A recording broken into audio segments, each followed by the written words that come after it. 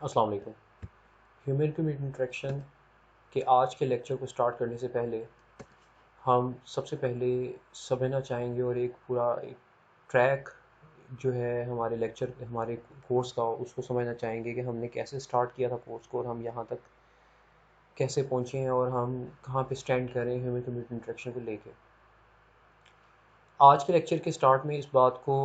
Discuss करना इसलिए ज़रूरी है कि आइंदा आने वाले जो आज का लेक्चर और आइंदा के आने वाले 2 लेक्चर्स जो से हैं, आखिरी 2 लेक्चर्स ख़ास तौर पे मैं ये हाइलाइट करना चाहूँगा, हैं उनका जो एक कंटिन्यूएशन है, वो पिछले लेक्चर्स से टूट जाती है। हमने ह्यूमन ह्यूमन इंटरेक्शन को समझने से लेके और फिर ह्यूमन साइकोलॉजी को समझने से लेके और फिर उसके बाद ह्यूमन मेमोरी और फिर mental model, conceptual model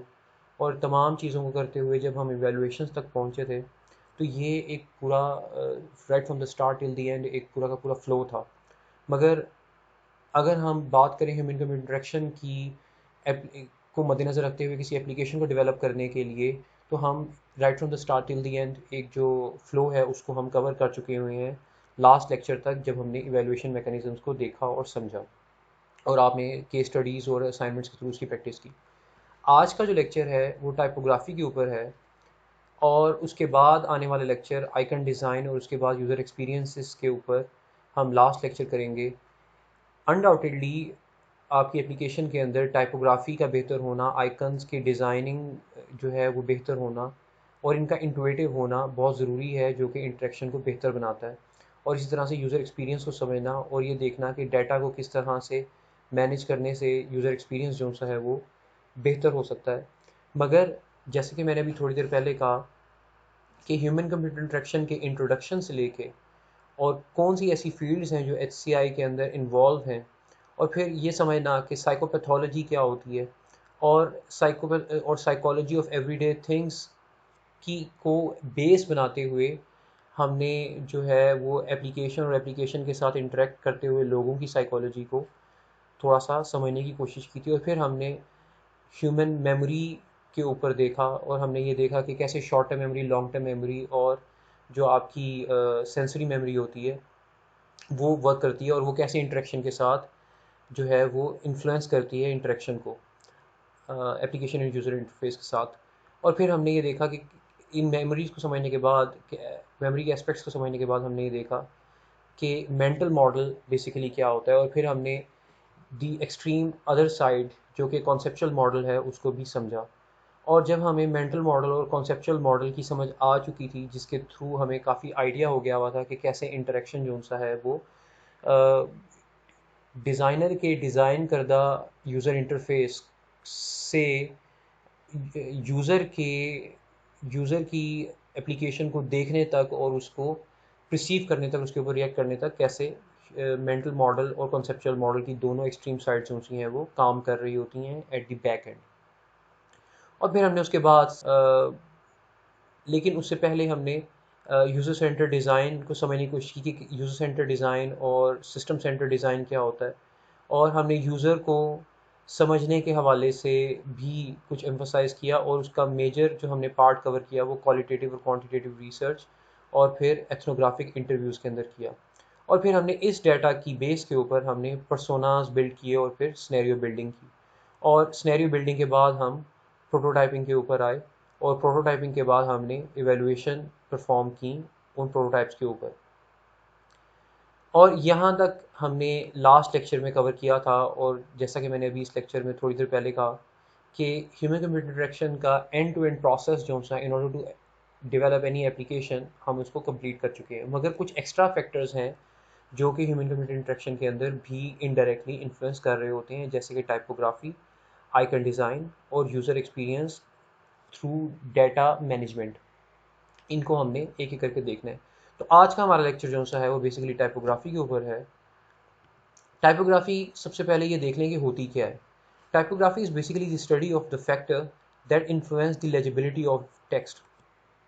so typography को समझने के लिए हमने ये एक डेफिनेशन के थ्रू हमने इसको समझने की कोशिश की, मगर इसके अंदर एक और नई टर्म आई जो कि लेजिबिलिटी है। लेजिबिलिटी को हम इस तरह से भी कह सकते हैं, या हम इसके सिनोनिम के हवाले से हम इसको इस तरह से भी समझ सकते हैं कि बेसिकली रीडेबिलिटी। तो अगर हम इस लेजिबिलिटी को रिप्लेस करें विद रीडेबिलिटी तो हमें इस सेंटेंस की बेहतर समझ आ सकती है। So typography is basically the study of the factors that influence the readability of text. तो ऐसे तमाम फैक्टर्स जो किसी भी टेक्स्ट की रीडेबिलिटी को इन्हेंस करने के लिए या हम ये कह लें कि इन्फ्लुएंस कर रहे होते हैं, टेक्स्ट की रीडेबिलिटी को इन्फ्लुएंस कर रहे होते हैं बेहतर या बुरा बनाने में, वो तमाम फैक्टर्स की जो स्टडी है या वो तमाम फैक्टर्स जो से हैं वो टाइपोग्राफी के अंदर आते हैं। अब हम सबसे पहले ये देख लें कौन से फैक्टर्स हैं जो लेजिबिलिटी जो सी है या रीडेबिलिटी जो सी है उसको इन्फ्लुएंस कर रहे होते हैं। तो यहाँ पे हमारे पास गालबन तकरीबन 9 फैक्टर्स हैं। जी बिल्कुल, 9 फैक्टर्स हैं जिनको हमने एक एक करके कवर करना है। फ़ॉन्ट टाइप, मैं इनको एक एक करके पढ़ता हूँ और इनके नाम लेता हूँ और इनके बारे में थोड़ा सा आपको आइडिया देता हूँ, और फिर हम इनके फर्दर स्लाइड्स के ऊपर हम हर एक स्लाइड के अंदर इस एक फैक्टर को कवर करेंगे और इसको बेहतर तरीके से समझने की कोशिश करेंगे। फ़ॉन्ट टाइप, फॉर इंस्टेंस कितनी तरह के फ़ॉन्ट हम इस्तेमाल करते हैं डॉक्यूमेंट्स के अंदर, जैसे कि हम एरियल, टाइम न्यू रोमन, इस तरह के बहुत सारे टेक्स्ट इस्तेमाल करते हैं। तो किस तरह के टेक्स्ट का क्या इन्फ्लुएंस होता है, और हम क्या, जैसे अगर आप वर्ड डॉक्यूमेंट खोलें तो हमें बहुत सारे टाइप ऑफ टेक्स्ट नज़र आते हैं। फॉर इंस्टेंस अगर मैं आपको यहाँ एक इस एग्जांपल के ये इस डॉक्यूमेंट के ऊपर जिसके ऊपर मैं तकरीबन इस लेक्चर के एंड पे आऊँगा, तो हमारे पास यहाँ पे बहुत सारे फ़ॉन्ट स्टाइल होते हैं। तो क्या हम किसी कैटेगरी की बेस के ऊपर इन फ़ॉन्ट स्टाइल्स को समराइज़ कर सकते हैं और उस कैटेगरी के अंदर इन तमाम फ़ॉन्ट्स को डाल सकते हैं या नहीं, इसको भी देखेंगे। बट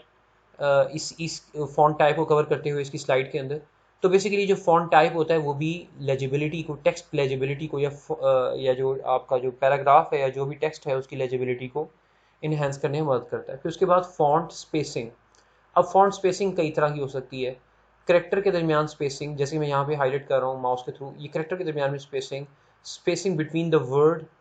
और इसके अलावा जो सा है लाइन स्पेसिंग। तो क्या ये जो 3 स्पेस के जो फैक्टर्स हैं, space between the character, between the words and between the line, ये किस तरह से टेक्स्ट लेजिबिलिटी के ऊपर इन्फ्लुएंस करते हैं, और हमने इन तमाम को कवर करते हुए साथ ही साथ ये भी देखना है कि बेहतर प्रैक्टिस क्या हो सकती है। और इसके बाद बारी आती है फ़ॉन्ट साइज़ के हवाले से, कि हमें एक डॉक्यूमेंट के अंदर या किसी वेब पेज के ऊपर या किसी वेब एप्लीकेशन के ऊपर किस तरह के फ़ॉन्ट को इस्तेमाल करने से उसकी लेजिबिलिटी बेहतर हो सकती है, या फिर कौन सी ऐसी प्रैक्टिसेस हैं जिनकी वजह से फ़ॉन्ट टेक्स्ट की जो लेजिबिलिटी है वो उसके ऊपर बुरा असर पड़ता है। इसके बाद बारी आती है फ़ॉन्ट केस की, जिसके अंदर अपर केस या लोअर केस की बात करते हैं हम। फॉर इंस्टेंस यहाँ पे हमने ये पूरा का पूरा जो एक हेडिंग है हमने ये अपर केस के अंदर लिखी हुई है, और ये जो हमने यहाँ पे बुलेट्स लिखे हुए हैं ये मिक्स केस के अंदर, इनके अंदर अपर और लोअर केस मिक्स है। और अगर कोई ऐसा वर्ड हो जिसके अंदर फॉर इंस्टेंस इस लेंथ के अंदर एल बी अगर स्मॉल जो है वो केस के अंदर होता, तो हम यहाँ पे इसको स्मॉल केस कह सकते थे। तो बेसिकली 3 तरह के जो है फ़ॉन्ट केसेस होते हैं, जो है वो लार्ज फ़ॉन्ट केस जो सा है, या फिर स्मॉल, या फिर मिक्स। तो हम इनको भी देखेंगे और देखेंगे कि लेजिबिलिटी के ऊपर किस तरह से ये इफ़ेक्ट करते हैं। फिर लाइन की लेंथ जो सी है, एक जो डॉक्यूमेंट है उसके अंदर एक आप जो पैराग्राफ लिख रहे हैं उसके अंदर एक लाइन के अंदर कितने करैक्टर और कितने वर्ड्स होने चाहिए, तो वो लेजिबिलिटी को इन्हेंस करते हैं। इसके अलावा जस्टिफिकेशन, डॉक्यूमेंट के अंदर जो आप डॉक्यूमेंट लिखते हैं, फॉर इंस्टेंस यहाँ पे जो हेडिंग है ये सेंट्रली अलाइन है, सेंट्रली जस्टिफाइड है। तो left justification, right justification, central justification, या सेंट्रली अलाइन, या फिर हम जिसे कहते हैं, या फिर एक हम इस्तेमाल करते हैं जस्टिफाइड स्टाइल जो सा हम इस्तेमाल करते हैं जिसके अंदर लेफ़्ट और राइट साइड दोनों बराबर होती हैं। और फिर उसके अलावा एक जस्टिफाइड के साथ हाइफन भी हम इस्तेमाल करते हैं अगर वर्ड की कॉन्टिन्यूएशन जो है वो नेक्स्ट लाइन के अंदर ऐड करनी हो। तो उस हवाले से भी हम देखेंगे कि जस्टिफिकेशन जो सी है वो किस तरह से लेजिबिलिटी को इन्फ्लुएंस करती है और बेहतर प्रैक्टिस क्या है। इसके अलावा overall text environment, for instance आपने एक पैराग्राफ लिख रहे हैं तो किस वर्ड को आपने बोल्ड करना है, किसको इटैलिक करना है, किसको अंडरलाइन करना है,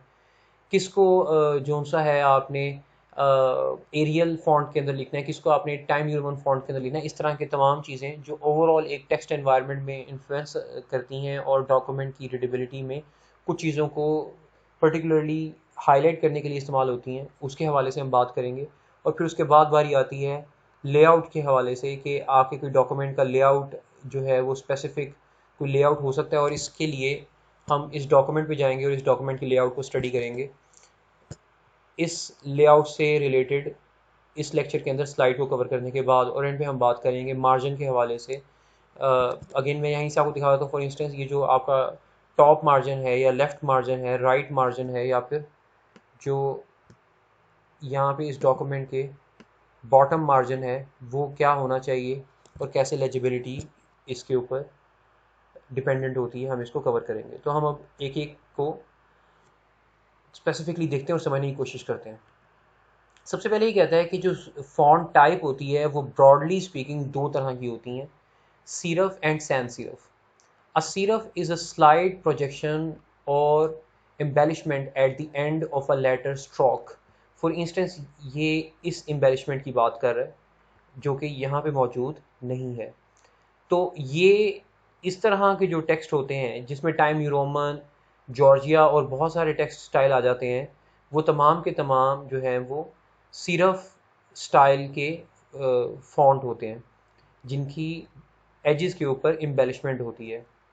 और ये यहाँ पे एग्जांपल भी दे रहा है टाइम न्यू रोमन और जॉर्जिया के हवाले से। और फिर दूसरी तरफ ये कह रहा है कि जो सैन सिरफ टेक्स्ट होते हैं वो ऐसे टेक्स्ट होते हैं जिनकी एजेस के ऊपर एम्बेलिशमेंट नहीं होती, और इसके अंदर ये एरियल और ये फॉर इंस्टेंस वर्डाना और इस तरह की तमाम जो फॉन्ट स्टाइल हैं, टाइप हैं, उनकी एग्जांपल दे रहा है। और मैंने यहाँ पे ख़ास तौर पे ये जिस तरह के भी फॉन्ट टाइप्स हैं उनको मैंने उसी फॉन्ट टाइप उस स्टाइल के अंदर उसको उसकी टाइप जो है वो चेंज की हुई है। फॉर इंस्टेंस यहाँ पे टाइम न्यू रोमन जो सी है वो वर्ड जो है वो टाइम न्यू रोमन स्टाइल में है, जॉर्जिया जो है वो जॉर्जिया स्टाइल के अंदर, सो एंड सो फोर्थ, ये तमाम के तमाम। तो बेसिकली फॉन्ट टाइप जो सा है वो डिपेंड करता है, कैटेगराइज किया जाता है दो ब्रॉड कैटेगरीज के अंदर। नंबर वन सीरफ और दूसरा सैन सीरफ। सीरफ ऐसा टेक्स्ट होता है जिसकी एजेस के ऊपर एम्बेलिशमेंट होती है, और सैन सीरफ ऐसा टेक्स्ट होता है जिसकी एजेस पे एम्बेलिशमेंट नहीं होती। और उसके बाद ये यहाँ पे कहता है कि when reading passages of text on paper, specifically very high resolution document के हवाले से बात कर रहा है, सीरफ text may be easier to read than sans serif, but the evidence is not conclusive। ये इस रेफरेंस की बेस के ऊपर बात कर रहा है, इस चैप्टर के इस डॉक्यूमेंट के अंदर मौजूद इस चैप्टर के हवाले से रेफरेंस देते हुए कह रहा है कि अगर आप किसी डॉक्यूमेंट को रीड कर रहे हैं और वो हाई रेजोल्यूशन डॉक्यूमेंट है, तो ऐसा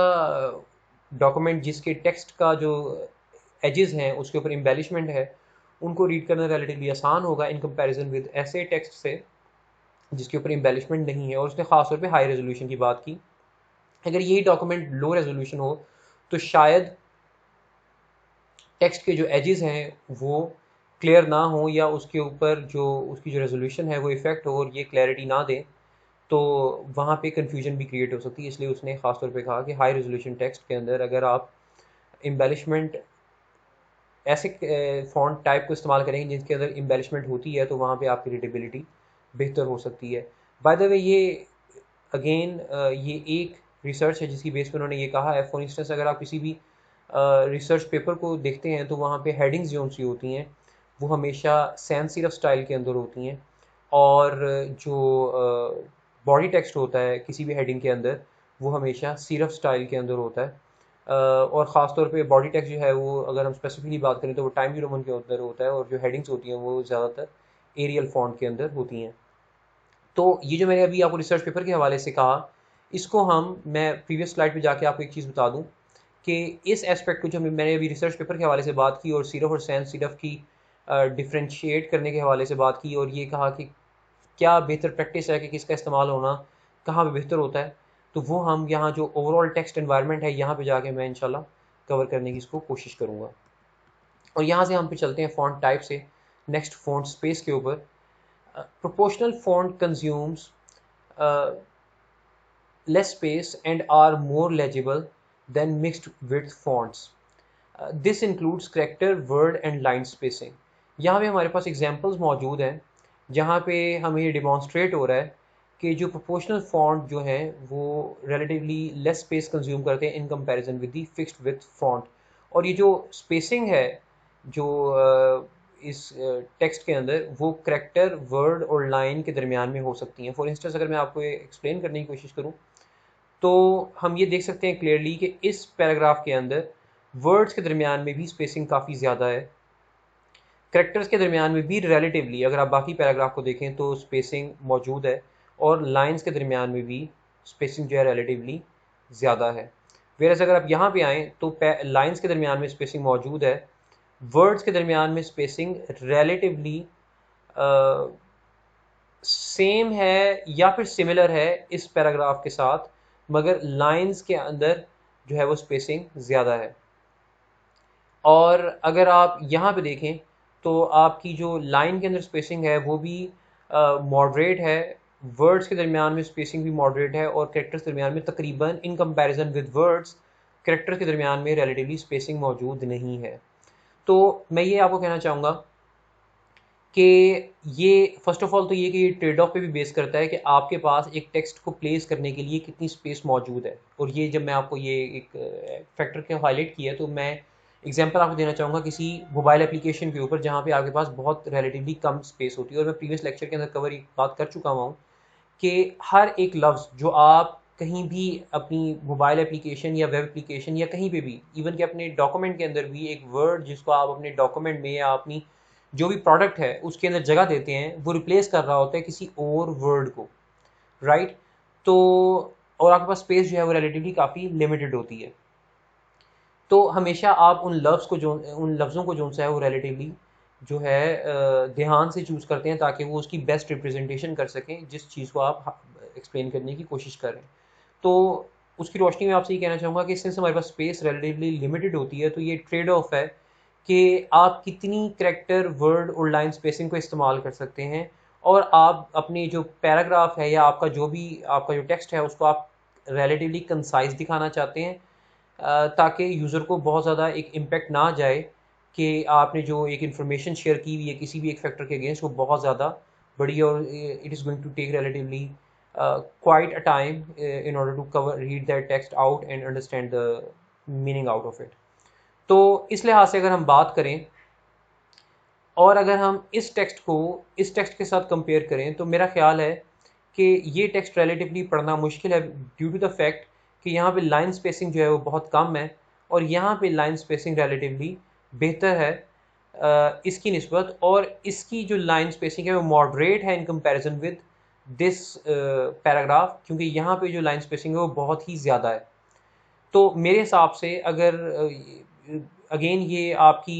डिपेंड करती है बहुत सारे फैक्टर्स के ऊपर कि आप एक टेक्स्ट को जब रीड आउट कर रहे हैं तो वो कितने डिस्टेंस से कर रहे हैं, आप जिस स्क्रीन के ऊपर उस टेक्स्ट को डिस्प्ले करवाना चाहते हैं वो टेक्स्ट जो सा है वो उस स्क्रीन का साइज़ क्या होगा, और फॉर इंस्टेंस ये किसी बिल बोर्ड के ऊपर टेक्स्ट जो है वो प्लेस होगा या फिर किसी मोबाइल एप्लीकेशन के ऊपर होगा, तो ये उसके ऊपर डिपेंड कर रहा होता है। बट इन जनरल सर्कमस्टांसेस मेरे ख्याल में लाइन स्पेसिंग जो सी है वो ये बहुत ज़्यादा नैरो है, और ये काफ़ी ज़्यादा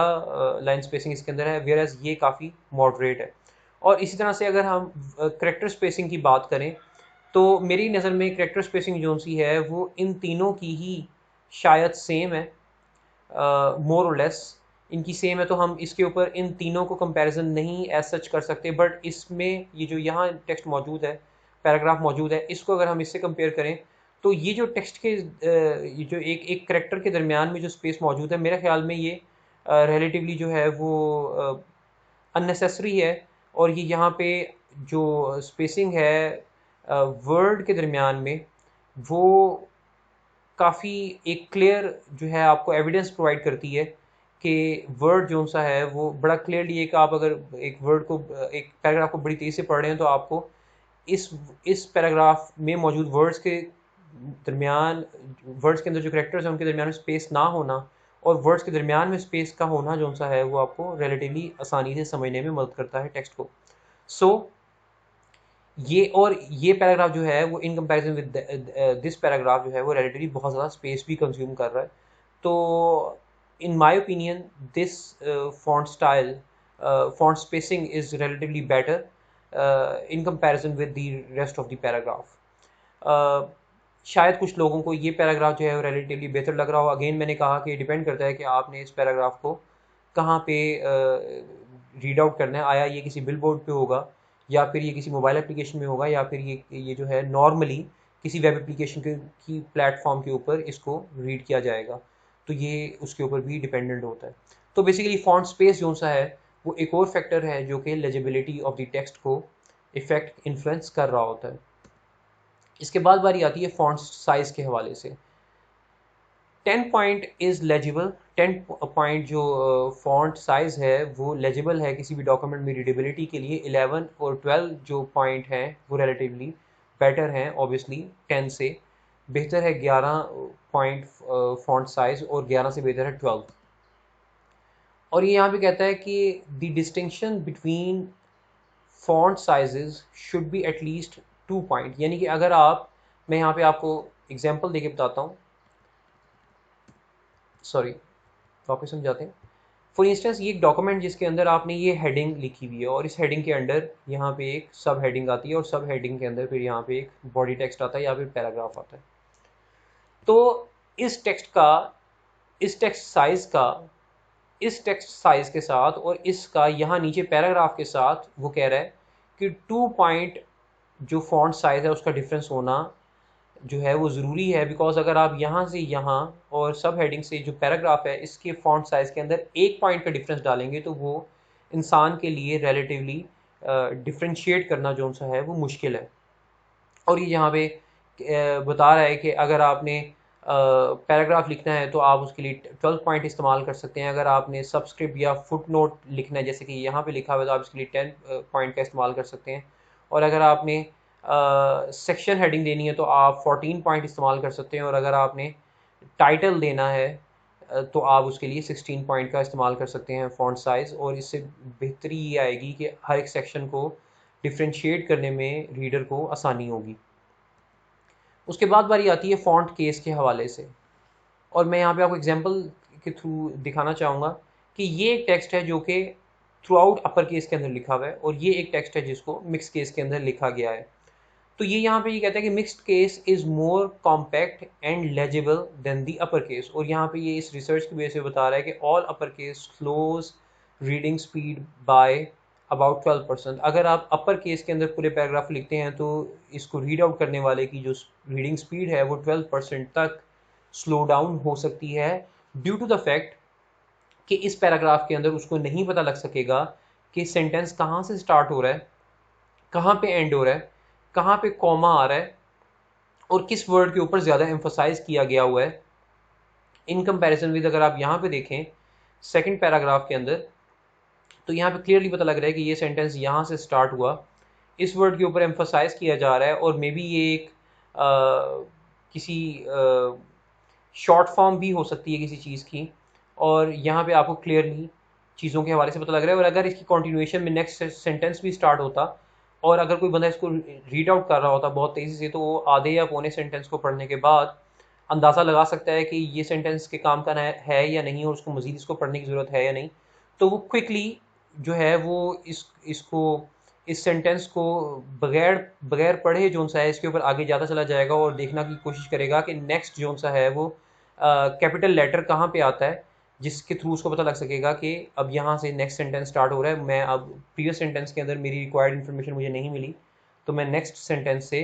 कंटिन्यू कर सकता हूँ रीडिंग और उम्मीद करता हूँ कि वहाँ से मुझे मेरी रिक्वायर्ड इन्फॉर्मेशन मिल जाएगी। तो इस बेस के ऊपर जो है वो फ़ॉन्ट केस जो सा है वो लेजिबिलिटी के ऊपर भी इफ़ेक्ट करता है या फिर रीडेबिलिटी के ऊपर इफ़ेक्ट करता है। इसके बाद बारी आती है लाइन लेंथ के हवाले से। एक डॉक्यूमेंट की जो के अंदर जो आप एक पैराग्राफ लिख रहे हैं तो उसके अंदर हर एक जो लाइन है उसकी लेंथ कितनी होनी चाहिए। उन्होंने यहाँ पे एग्जांपल देके बताई कि ये एक 90 कैरेक्टर का एक पैराग्राफ लिखा हुआ है जिसके अंदर हर एक लाइन के अंदर ऑलमोस्ट ऑन एवरेज जो है वो 90 कैरेक्टर लिखे गए हैं। और ये कह रहा है कि यूजुअली प्रैक्टिस ये रहती है कि जब बुक के डॉक्यूमेंट को इंडेंट किया जाए तो उसके अंदर एक लाइन के अंदर 60 कैरेक्टर तक जो से हैं वो सिर्फ और सिर्फ लिखे जाएं ताकि उसकी रीडेबिलिटी जो सी है वो बेहतर हो सके या लेजिबिलिटी उसकी बेहतर हो सके। और अगर आप किसी न्यूज़पेपर या मैगज़ीन को देखते हैं तो उसके अंदर 2 कॉलम या 3 कॉलम जो है वो फॉर्मेट इस्तेमाल किया गया होता है और वहाँ पे वो ये कहता है कि एक पैराग्राफ की एक लाइन, किसी भी पैराग्राफ की जो एक लाइन है उसके अंदर 90 करेक्टर और ऑन एवरेज जो सी है वो 5 वर्ड्स जो से हैं, 5 से 7 वर्ड्स तकरीबन जो से हैं वो इस्तेमाल किए जाएं तो उससे रीडेबिलिटी आपकी बेहतर रह सकती है। इसके बाद जो बारी आती है वो है जस्टिफिकेशन की, और इसके अंदर हम देखते हैं फॉर इंस्टेंस यहाँ पे ये कह रहा है कि जस्टिफिकेशन बेसिकली 5 तरह की होती हैं। एक जो है वो ये लेफ़्ट जस्टिफिकेशन है,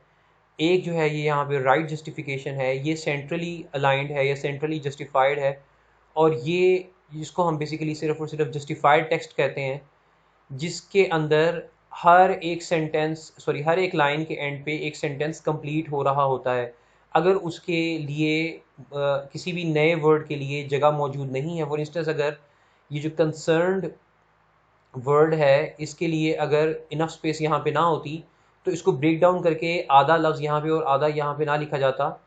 पूरे पूरे वर्ड को नेक्स्ट लाइन में शिफ्ट कर दिया जाता और स्पेस यहाँ पे इन वर्ड्स के दरमियान में रिलेटिवली बढ़ जाती, सिंस लेफ़्ट और राइट जस्टिफिकेशन को जो है वो प्रॉपर रखना था। तो ये बेसिकली जस्टिफाइड विदाउट हाइफन है, और यहाँ पे ये जो है ये जस्टिफाइड टेक्स्ट है विद हाइफन, यानी कि अगर इंटरेक्टिव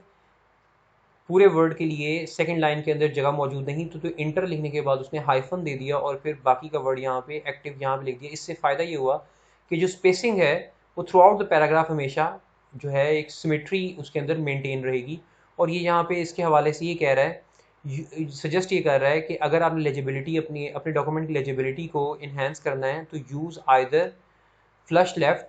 जो कि ये है लेफ़्ट जस्टिफाइड जो सा है टेक्स्ट, वो कह रहा है कि या तो आप ये स्टाइल फॉलो करें, और जस्टिफाइड विद हाइफनेशन, या फिर आप ये लास्ट वाले को, यानी कि या तो ये लेफ़्ट पे जो फर्स्ट है इसको इस्तेमाल करें या जो राइट पे जो बॉटम पे है इसको इस्तेमाल करें, तो इससे आपकी लेजिबिलिटी बेहतर हो सकती है। इन तीन के मुकाबले में लेफ़्ट जस्टिफिकेशन से रीडेबिलिटी बहुत ज़्यादा पुअर हो जाती है, सेंट्रल अलाइनमेंट से भी जो है वो डिस्टर्बेंस होती है आपकी रीडेबिलिटी के अंदर। तो इन तीन में जो है वो लेफ़्ट जस्टिफिकेशन बेहतर है, और अगर आपने जस्टिफाइड टेक्स्ट फॉन्ट स्टाइल इस्तेमाल करना है तो फिर आप जो है विद हाइफन करें ताकि स्पेसिंग जो है वो विद बिटवीन द वर्ड जो है वो सिमेट्री रहे, उसमें कोई distinct continuation among the lines या अमंग द सेंटेंसेस जो सी है वो वेरी ना करे। इसके बाद बारी आती है ओवरऑल टेक्स्ट एनवायरनमेंट की। इसके अंदर बहुत सारे फैक्टर्स हैं, और एक मैंने आपको लास्ट में भी जो है वो हाईलाइट किया था, मैं उन तमाम को कवर करने की कोशिश करूँगा। फॉर इंस्टेंस उसने कहा कि ये जो ओवरऑल टेक्स्ट एनवायरनमेंट जो सी है इसके अंदर बहुत सारी चीज़ें आती हैं। फॉर इंस्टेंस अगर आप एक डॉक्यूमेंट लिख रहे हैं तो आप उसके अंदर 2 टाइप फेसेस इस्तेमाल करें, यानी कि फ़ॉन्ट स्टाइल जो से हैं वो 2 तरह के इस्तेमाल करें, और यूजुअली हम एक सिरफ और एक सैंस सिरफ जो है वो फ़ॉन्ट स्टाइल इस्तेमाल करके टेक्स्ट को डिफरेंट नेचर की टेक्स्ट को डिफ्रेंशिएट करने के लिए इस्तेमाल करते हैं, या फिर टू स्लैंट्स जो से इस्तेमाल करें, जैसे कि फॉर इंस्टेंस नॉर्मल टेक्स्ट या इटैलिक। अगर आपने किसी वर्ड के ऊपर एम्फसाइज करना है तो आप उसको इटैलिक कर दें, अदरवाइज पूरे पैराग्राफ को नॉर्मल रखें। इसी तरह से 2 वेट्स आप इस्तेमाल कर सकते हैं, फॉर इंस्टेंस नॉर्मल टेक्स्ट, या फिर आप उस किसी स्पेसिफिक वर्ड को बोल्ड कर सकते हैं, जैसे कि हम हेडिंग को बोल्ड करते हैं उसके ऊपर एम्फसाइज करने के लिए, या फिर 4 साइजेस, टाइटल के लिए, सब टाइटल के लिए, टेक्स्ट के लिए, फुट नोट के लिए, और ये हमने फॉन्ट साइज़ के अंदर हमने इस लास्ट बुलेट को कवर किया है।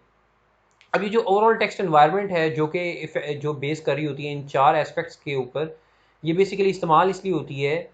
कि हम जो है this used for typographic distinction. अगर आप डिस्क्रिमिनेट करना चाहते हैं एक चीज़ को किसी दूसरी से, तो आप ये जो ओवरऑल टेक्स्ट एनवायरनमेंट है और इसके अंदर मौजूद ये जो डिफरेंट फैक्टर्स हैं उनको इस्तेमाल करते हुए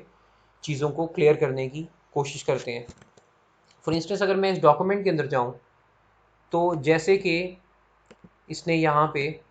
अगर आप देखें कि हेडिंग के लिए इसने सिरफ स्टाइल यानी कि एरियल को इस्तेमाल किया हुआ है, और बॉडी टेक्स्ट के लिए इसने सैंस सिरफ को इस्तेमाल किया हुआ है, ताकि ये क्लियरली डिफ्रेंशिएट किया जा सके कि कहाँ पे हेडिंग है और कहाँ पे जो है वो बॉडी टेक्स्ट है। और इसी तरह से इसने हेडिंग को बोल्ड किया हुआ है और जो बॉडी टेक्स्ट है उसको नॉर्मल रखा हुआ है। और जैसे कि यहाँ पे देखें इसने यहाँ पे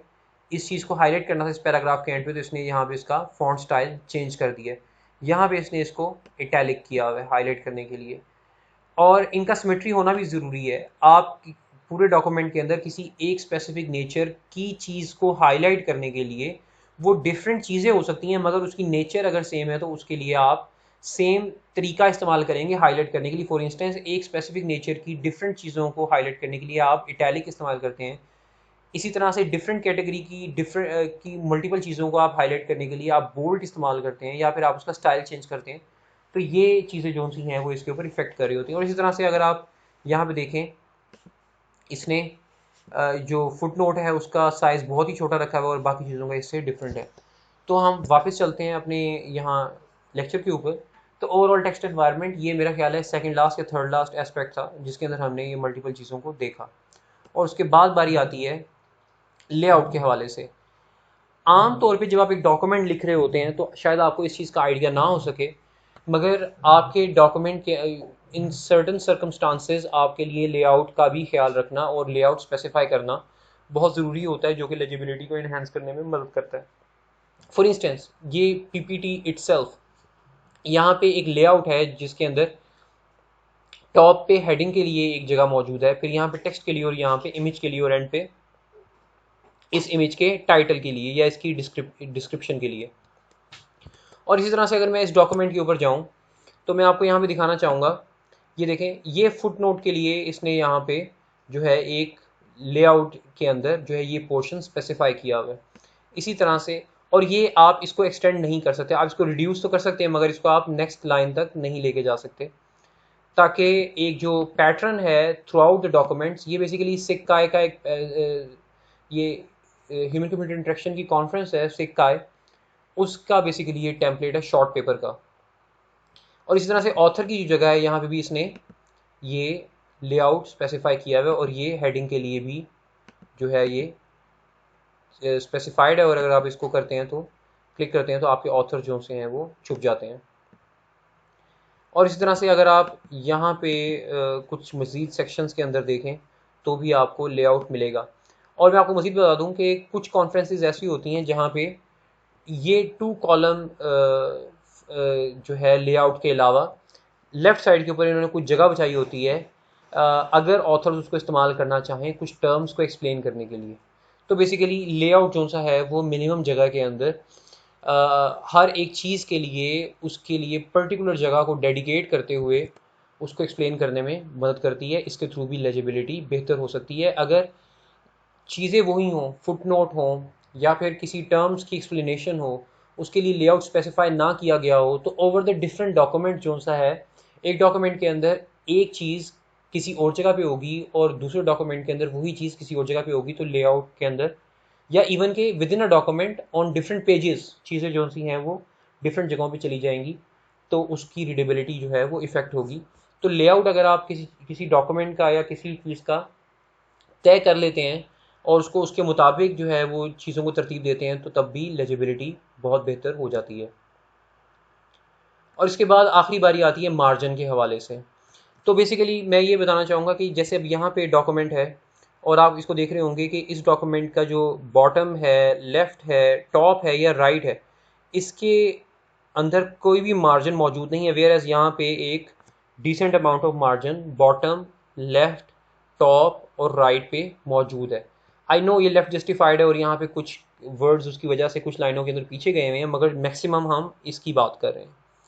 कि यहाँ पे एंड तक कितना मार्जिन उसके बाद मौजूद है। तो बेसिकली मार्जिन, अगर आप एक सिमेट्री मार्जिन इस्तेमाल करेंगे थ्रू आउट द डॉक्यूमेंट और एक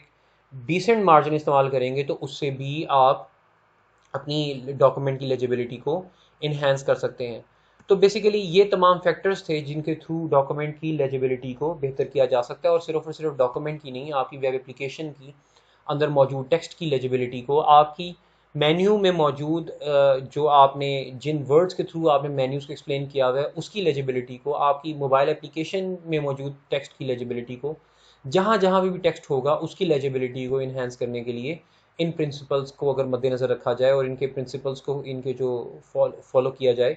तो आप लेजिबिलिटी को बेहतर कर सकते हैं। उम्मीद आपको समझ में आई होगी। अगर किसी किस्म का कोई इशू रहेगा तो हम इंशाल्लाह उसको क्यूए सेशन में कवर करेंगे। Thank you very much. अल्लाह हाफिज़।